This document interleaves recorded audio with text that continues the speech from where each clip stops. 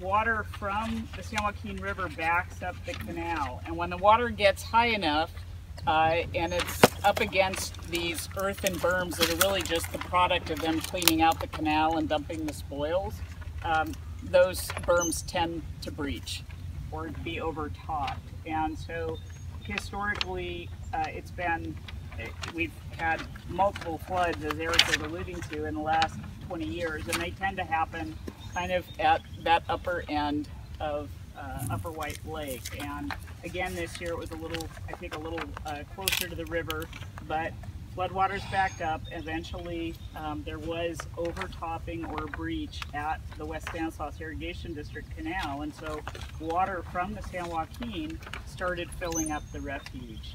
Eric was describing all of the wildlife is moving up to the high ground, which is largely the levees, and most of this area, this is a little bit of high ground here, but other than that, I believe most of that area, at least north of the canal, was flooded. Wow. And that was when the refuge realized that if you were going to save a significant portion of the riparian brush rabbits that were out there, you needed to bring them some more forage, because they cleaned out what existed pretty quickly. So the habitat, these native plants that we planted are adaptive to short duration floods, but not to long, unnaturally long duration floods.